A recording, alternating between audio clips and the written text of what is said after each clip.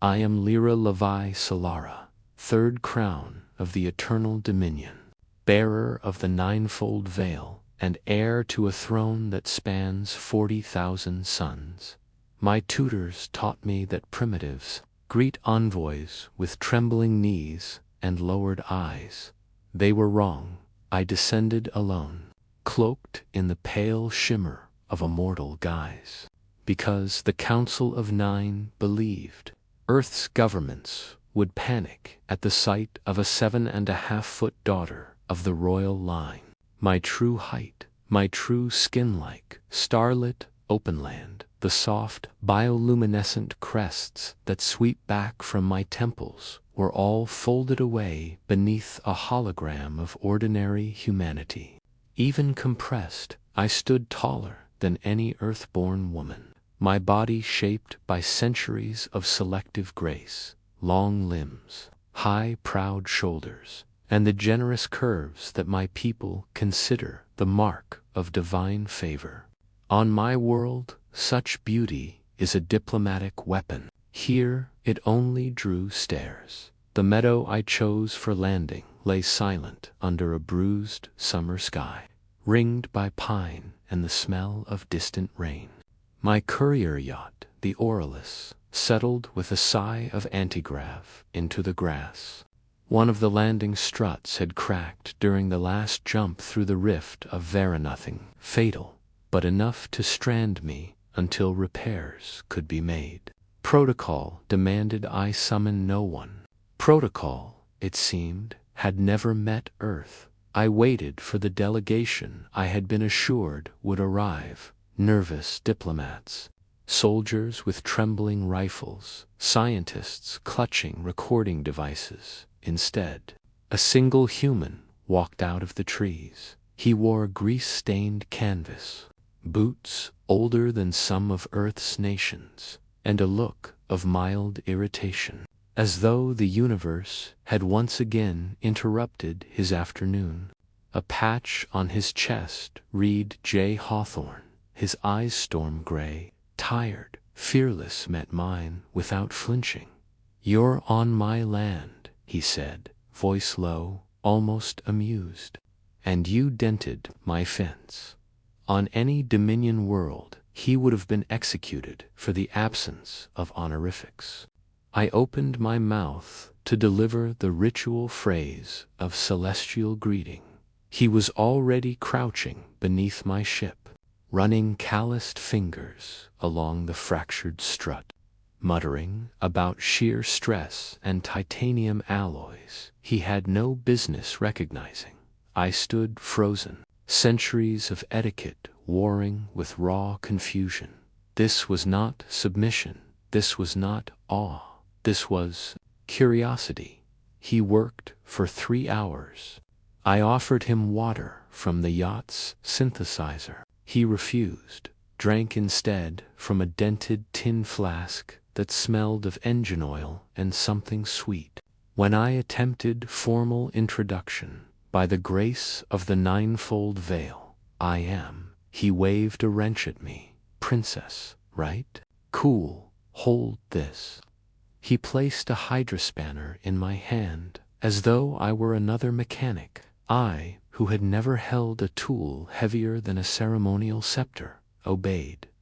Night slid over the meadow. Fireflies rose like tiny warships. He spoke little, but when he did, it was to explain torque values or swear softly at a stripped bolt. I found the profanity strangely musical. Then came the moment of silence before chaos. We were both beneath the hull, his shoulder brushing the false human skin of my arm when the air changed. A low animal growl, no, not animal mechanical, wrong. A drone, matte black, military, earth-made, but not of any nation I had studied. Someone, somewhere, had detected the Aurelus after all. The drone's weapon pods unfolded like the petals of a lethal flower. Time dilated, the way it does when death announces itself politely. The targeting laser painted a red dot on the chest of a human child. I had not even noticed her arrival. Small girl, perhaps 6 years old, red curls and bare feet, clutching a stuffed rabbit. She had wandered from the tree line, drawn by the lights of the ship, and now stood directly beneath the drone's guns. My training screamed, "Preserve the heir, preserve the mission." A princess does not risk the Dominion for a single primitive life. I calculated vectors, shield harmonics, the exact microsecond. I could raise the Auralis's defenses without revealing more technology than Earth was ready to see. I was still calculating when the human moved. He did not hesitate. He simply ran. I watched it in the slow, merciless clarity of heightened perception, the bunch and release of muscle under worn denim, the impossible speed of a creature that had never been gene-forged for war. The way his body folded itself over the child like a living shield. The drone fired. Plasma bolts illegal, experimental, turned the night incandescent.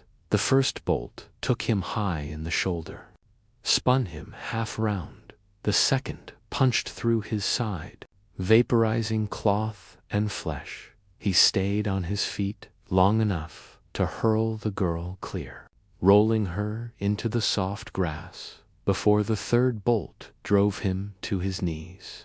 Silence returned, broken only by the drone's dying whine as my countermeasure finally triggered and turned it into molten rain. I reached him in 2 strides, dropping the hologram. My true height unfolded.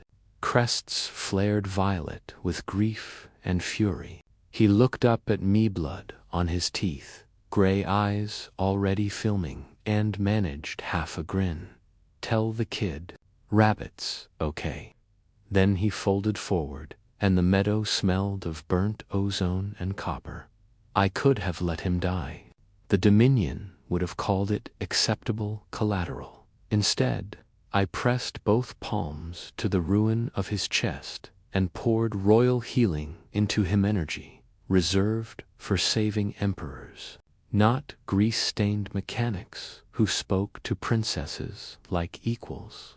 His heart stuttered, caught, began to beat again. When his eyes opened minutes or centuries, he stared up at my unveiled face, at the alien majesty no human was ever meant to survive, seeing, and whispered, "Huh, you're even taller than I thought."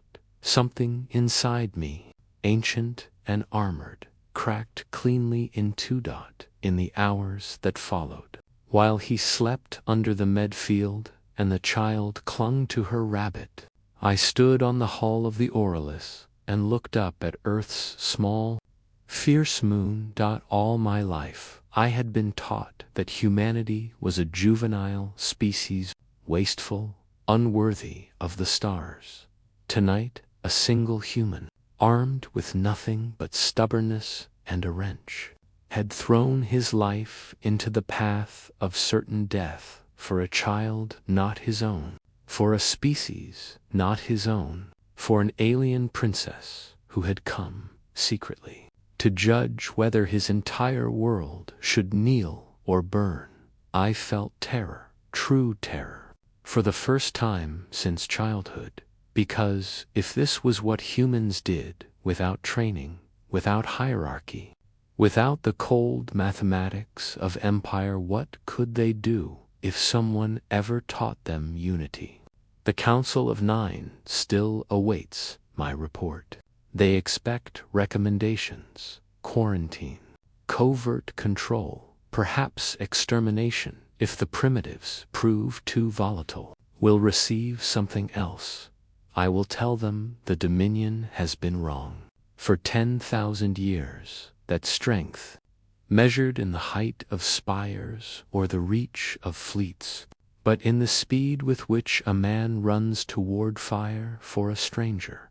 I will propose alliance, not as superiors granting favor, but as equals, begging to stand beside a species that terrifies even the stars. J. Hawthorne J. Quoke, at dawn.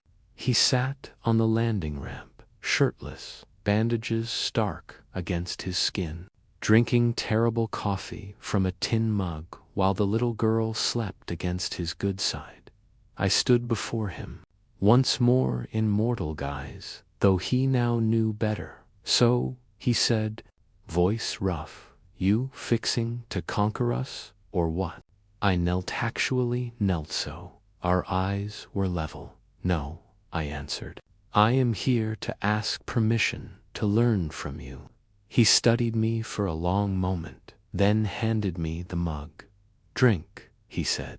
"Tastes like battery acid, but it's honest." I drank. Above us, the first light of Earth's sun caught the edge of the aureolus and turned it to molten gold, and in the quiet, with the smell of coffee and pine and new beginnings, I understood at last what my tutors had never grasped. The most dangerous beings in the galaxy are not the ones who rule it. They are the ones willing to die, without hesitation, for someone else's child. Heaven help us all when humanity finally looks up and decides the stars are worth saving too.